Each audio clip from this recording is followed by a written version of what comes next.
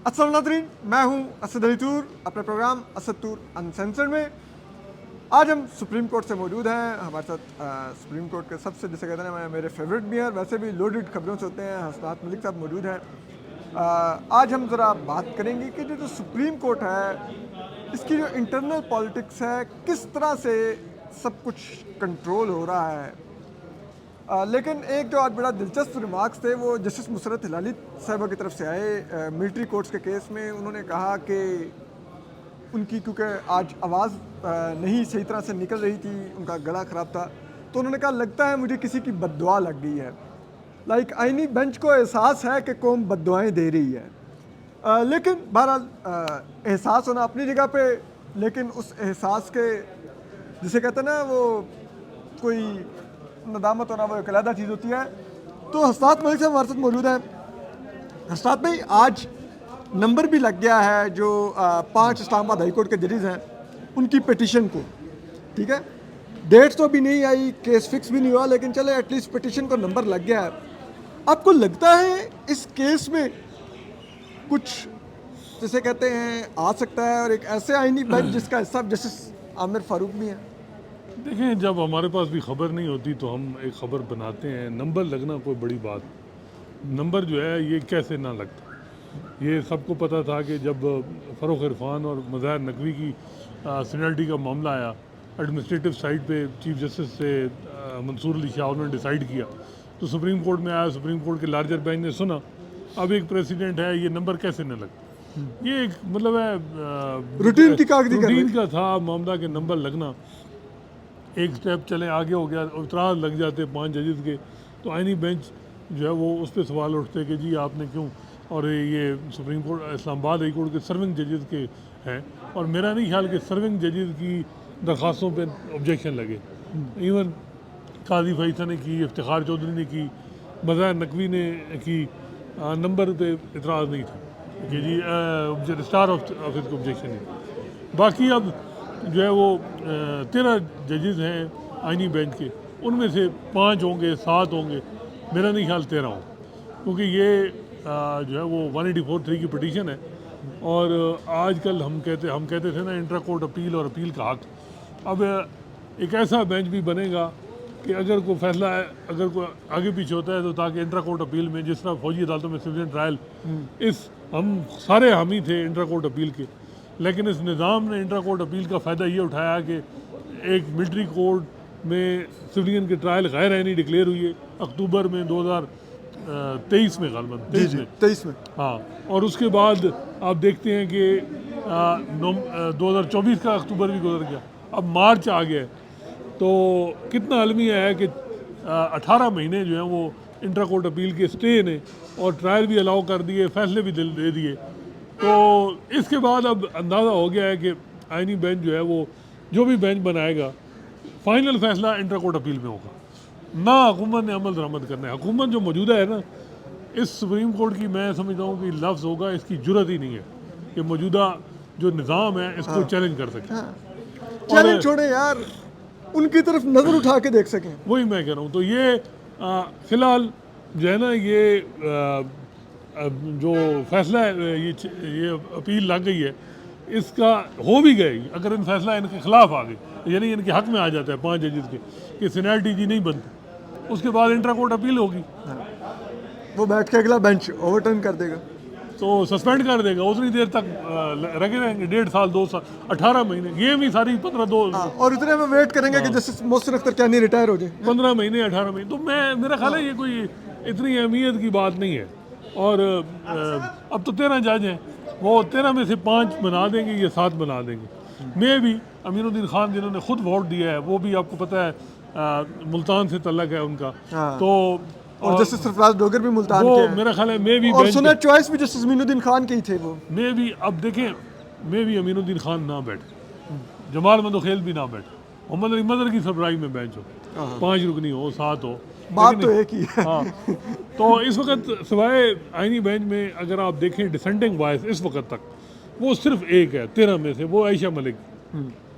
लेकिन उनका कहेंगे जी कि आपने तो अपनी ओपिनियन एक्सप्रेस कर दी है, वो लेटर लिख।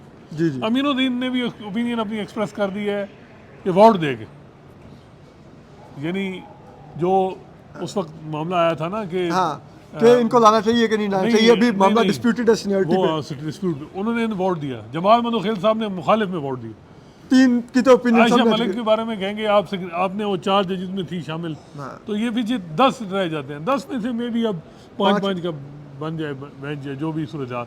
तो मेरा ख्याल है कि ये ट्रक की बत्ती है, उसके पीछे आप लगे रहें, और मेरा नहीं ख्याल कि इतनी जल्दी ये मामला हल होंगे। और अदलिया से आप अगर समझें कि कोई चीज़ इन जो इस वक्त डिसेंटिंग जजेस हैं या जो अपने आप को कहते हैं कि इंडिपेंडेंट जजेस को कहा जाता है जो, तो वो कोई रिलीफ लेंगे। मेरा नहीं ख्याल कि मौजूदा निज़ाम इस तरह में उनको कोई रिलीफ मिले जब तक कोई पॉलिटिकली हालात तब्दील नहीं होते या जजेस जो हैं वो अपनी सिचुएशन तब्दील करते हैं।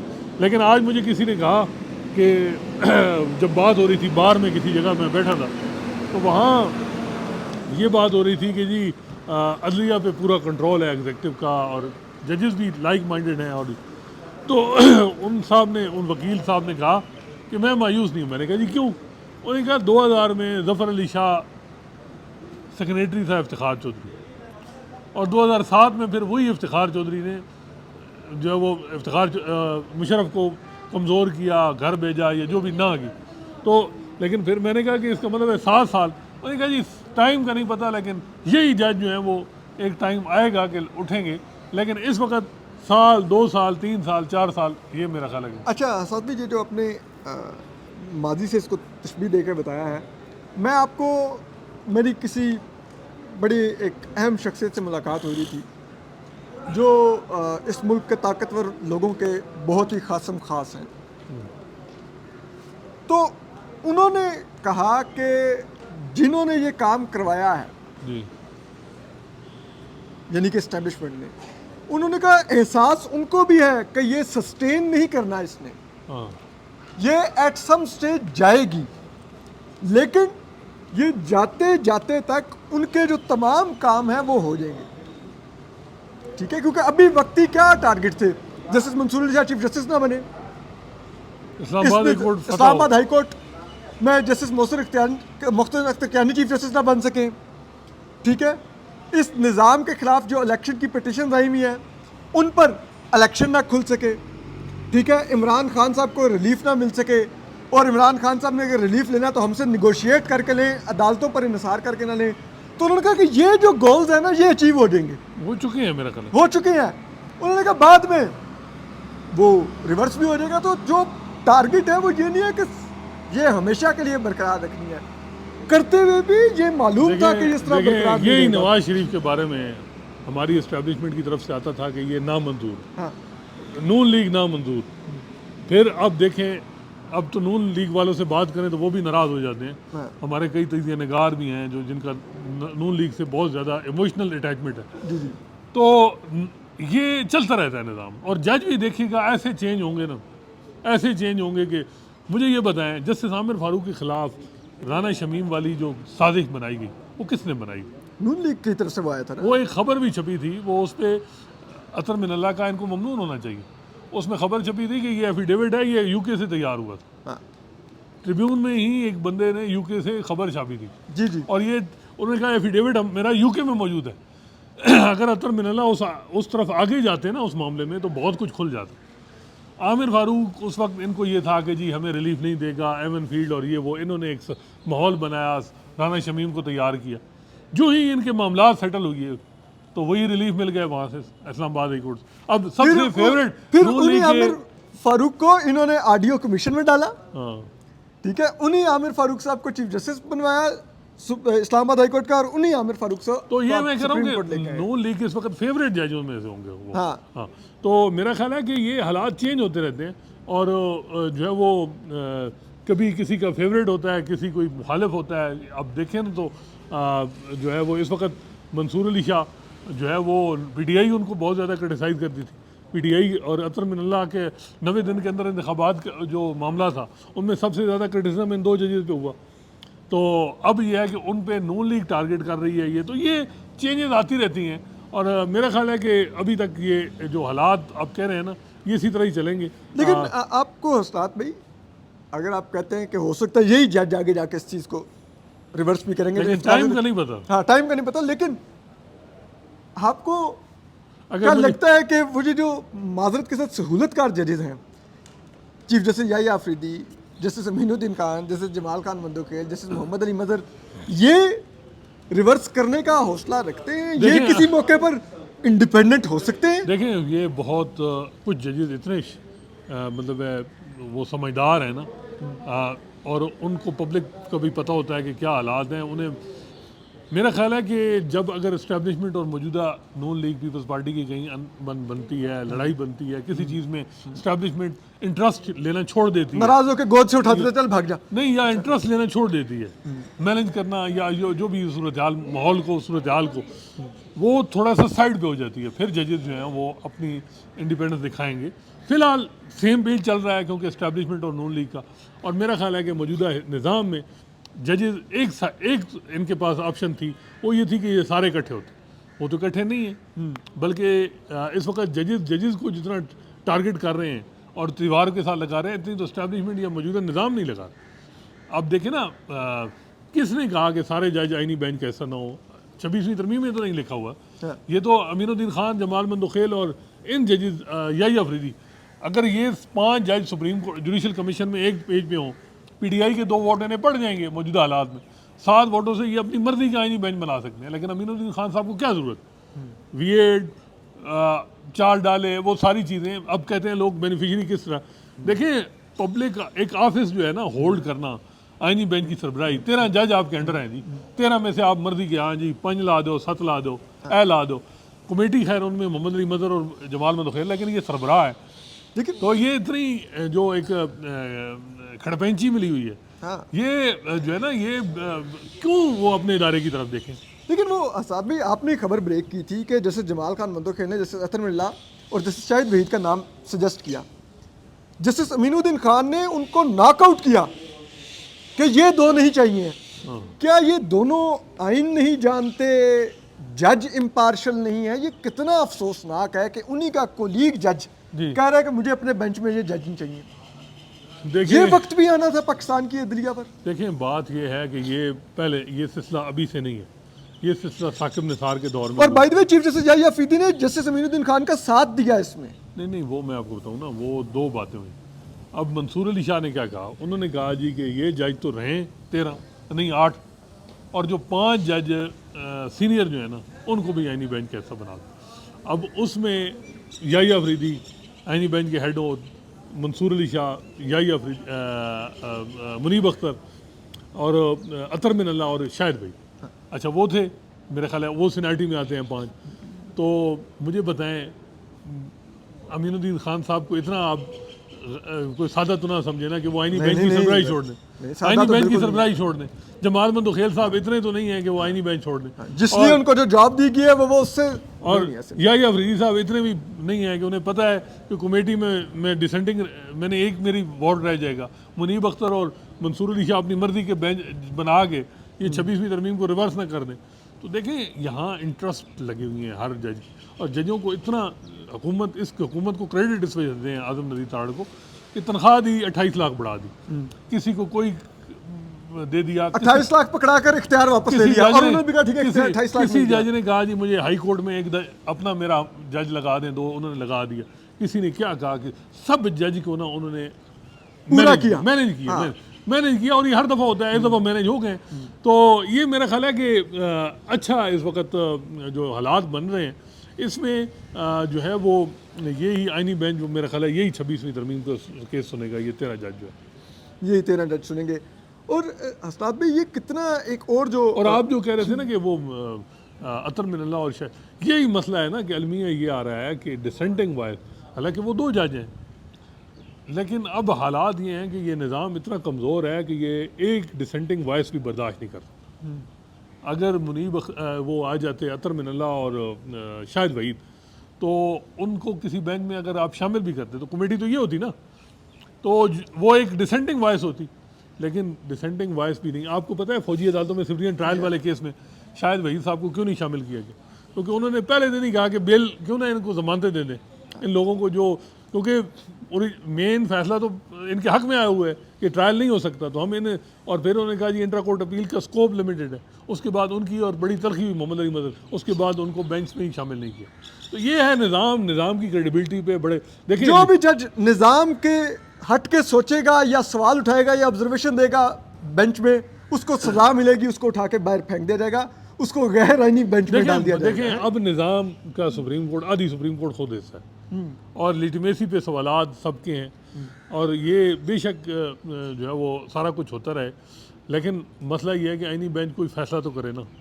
लेकिन अस्ताद भाई एक चीज़ और, अब ज़ाहिर बात है, मैं तो इसलिए भी मुझे लगता है कि जस्टिस मोइनुद्दीन खान का फैसला बिल्कुल ठीक था कि जस्टिस अतर मिल्ला को उन्होंने बेंच में नहीं आने दिया, क्योंकि ज़ाहिर बात है जस्टिस अतर मिल्ला ये आके वहाँ पर जिस किस्म के बेंच में ऑब्जर्वेशन और सवालात देते, उससे उनका इंटेलेक्ट भी जाहिर होता, और जस्टिस मोइनुद्दीन खान जो बेंच के सरबराह थे उनकी काबिलियत भी आपको पता चलती, तो वो ये नहीं अफोर्ड कर सकते, तो बिल्कुल उन्होंने ठीक किया। लेकिन एक चीज़ मुझे बताइए, अब 13 रुकनी बेंच तो उन्होंने कर लिया, आईनी बेंच फैल गया, अब आने वाले दिनों में ये केस लगने जा रहा है रिजर्व सीटों की नजरसानी वाला अपील, अब वो इसी आईनी बेंच के सामने लगनी है। उस आईनी बेंच के सरबराह जस्टिस मोइनुद्दीन खान, उस आईनी बेंच में जस्टिस नईम अख्तर अफगान, जिन दो जजेस ने माजरत के साथ एक इंतहाई गैर आईनी नोट लिखकर रियासत को उकसाया हुआ है कि आप फैसले को मत माने। 8 जजेस की ऑब्जर्वेशन है, 8 जजेस ने उनके बारे में स्ट्रक्चर पास किया हुआ है। जी इन्होंने अटेम्प्ट की है कि इंसाफ की राह में रुकावट डालें। जी, इन अदर वर्ड उन्होंने कहा कि कंटेम्प्ट के मुर्तकिब हुए हैं, ठीक है, नहीं इंसाफ की राह में रुकावट डालने तो के contempt ही लिए होता है जज, ना? अच्छा अब मुझे ये बताएं, इसके सेक्रेटरी मोहम्मद अली मदर और हसन रिजवी भी हैं उसमें, जी। ठीक है, और वो आईनी बेंच के सरबराह के खिलाफ उन्होंने स्ट्रक्चर पास किया था, और नईम अफगान साहब, मेरा ख्याल है कि ये जस्टिस जो आयशा मलिक भी हैं। अच्छा ये मुझे नहीं, ये हमारी क्या सराहियाँ हो सकती हैं मखसूस, अगर रिव्यू इन्होंने इस तरह लगाने शुरू कर दिए ना, ये वैसे रिव्यू ऐसा है जिसकी वजह से ये सारा उलझुल हुई, ये सारा जल्जा सुप्रीम कोर्ट में मखसूस नशिस्तों के केस की वजह से, तो मे भी अदरवाइज रूल जो सुप्रीम कोर्ट के रूल्स हैं उसमें लिखा हुआ है कि जो रिव्यू में वही जज बैठेगा जो मेन केस सुना हो। अगर ये इस तरह इन्होंने कर देना है तो फिर सवालात बहुत ज़्यादा उठेंगे कि आप जो मर्जी, ये मेरा ख्याल है कि इसमें अब जो ये 13 जज हैं इनमें 3 किस्म की ओपिनियन है, एक जमाल मंदोखेल साहब की है, एक है नईम अफगान और अमीनुद्दीन खान की, और तीसरी मोहम्मद अली मदर और हसन रिजवी। दो वो सिग्नेटरी तो है ना, उन्होंने आइन ऑर्डर साइन किया हुआ है जिसमें लिखा हुआ है कि पीटीआई को सीटें दे दी। अब ये है कि मेरा ख्याल है कि ये कोई अभी अथेंटिक खबर नहीं है कि रिजर्व सीटों को केस क्यों लगाएंगे जी, रिजर्व सीटें क्यों ज़रूरत थी आपको, निज़ाम को क्यों ज़रूरत थी, वो थी कि 2/3 मिल जाए, 26वीं तरमीम हो जाए, वो ऐसे ही हो गई। काई साहब ने पूरा हेल्प किया, 63 MNA उड़ा दिए पीटीआई के, रिकाउंटिंग में जितवा दिए नून लीग के। देखे ना ये सारी चीज़ें, 63A का फैसला जो है जमाल मंदोखेल साहब ने आतर जज के बगैर ही इन्होंने सब ने किया है, तो वो नहीं था, तो उससे ज़्यादा बड़ा क्या मामला है। तो मेरा ख्याल है 26वीं तरमीम हो चुकी है, अब रिजर्व सीट मामला नहीं है। हाँ बाकी आप कहें ना कि मॉरल सवालात, मॉरल अथॉरिटी तो कोई बात ही नहीं ना। देखिए सेनेट का इलेक्शन नहीं हो रहा खैबर पख्तूनख्वा असम्बली में, सेनेट नामुकम्मल है, लेकिन बस लगा हुआ है, निज़ाम चल रहा है और लेजिटिमेसी है ही नहीं। होता है ना थोड़ा बहुत वो मतलब कुछ ना कुछ। तो मैं हैरान हूँ कि मार्शल्लाह अदवार में इरशाद हसन खान, बल्कि मुशर्रफ कहते थे कि मैं, मुशर्रफ ने कहा कि मैंने बड़ी गलती की कि मैं इसकी बात मान गया इरशाद हसन खान की, कि इसने 3 साल दिए और मुझे पार्टी के 2002 के इलेक्शन करवा दिए और पार्टी बेस करवा दी। उसने कम अज़ कम इरशाद हसन खान से बड़ा कोई नहीं, मतलब है वो आपको पता है कि उसने अमरीकियों को भी यानी एश्योरेंस दिलवाई है जो भी। उस इरशाद हसन खान ने भी 2002 में इलेक्शन करवा दी और पार्टी बेस करवाए। मुशर्रफ की दोनों ख्वाहिशें यानी ख्वाहिश के बरखिलाफ।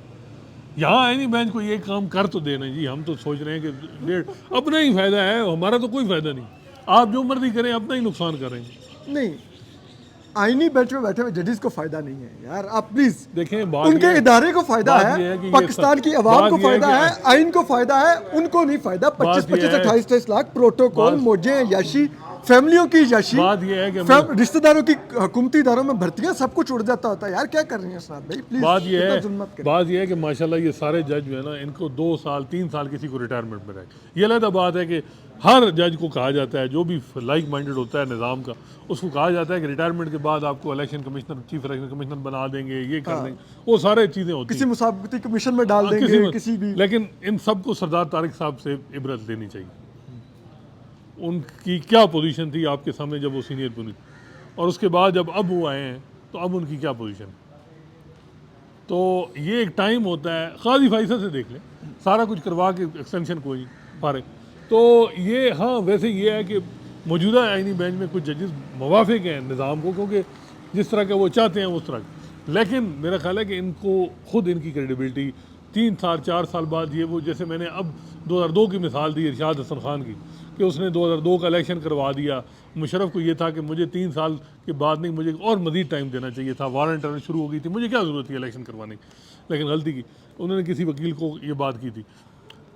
तो यहाँ ये है कि ये जज भी कुछ कर दें ना, कोई एक आध फैसला कर दें जिससे हम ये अपने जो है वो कहें जब 2 साल 5 साल बाद रिटायर हों कि यार ये काम हमने नहीं होने दी। अब देखें ना, ये काम इन्होंने तो वो काम भी किया है जो हुकूमत नहीं चाह रही, वो भी कर दी। अब या अफरीदी साहब मुझे ये जो बताएं, हुकूमत से लूप होल रहा भी क्या, उन्होंने वो भी बंद करके दिया उनको। क्या मुझे ये बताएं कि supreme court practice and procedure act की जो ओरिजिनल कमेटी है वो इस वक्त रिडेंडेंट हो चुकी है, उसका कोई इजलास नहीं हो रहा। अगर हो रहा है तो बताएं उसकी ये इतलात हैं कि कुछ वेब जो है वो व्हाट्सएप पे ही जो रोस्टर होता है वो अप्रूव हो जाता है। अगर इजलास हो रहा है तो उसके मिनट्स क्यों नहीं वेबसाइट पे आ रहे।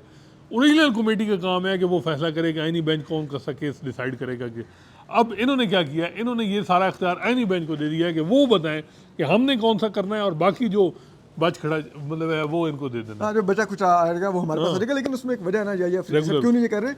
देखिए, दिन को वो सुनते हैं केसेस 11-12 बजे तक, ठीक है। अब उसके बाद अगर वो कमेटी के लिए भी बैठेंगे तो पोलो किस टाइम खेलेंगे। जस्टिस वेट कर रहा होता है उनका अस्तबल में बंधा हुआ, उस पर जाकर उन्होंने सवारी करनी होती है। तो बिल्कुल ठीक कर रहे हैं, वो नहीं कमेटी उन्होंने रिनेट कर दी है। एनीवे, साथ मलिक साहब हमारे साथ थे। आप देख रहे हैं एक बेबस, बेकस और बेख्तियार सुप्रीम कोर्ट है, और मौज लगी हुई है एस्टेब्लिशमेंट की या फिर उनके चुने हुए जजेस की। हम आपको अपडेट करते रहेंगे। अपना ख्याल रखिए। अल्लाह हाफिज़।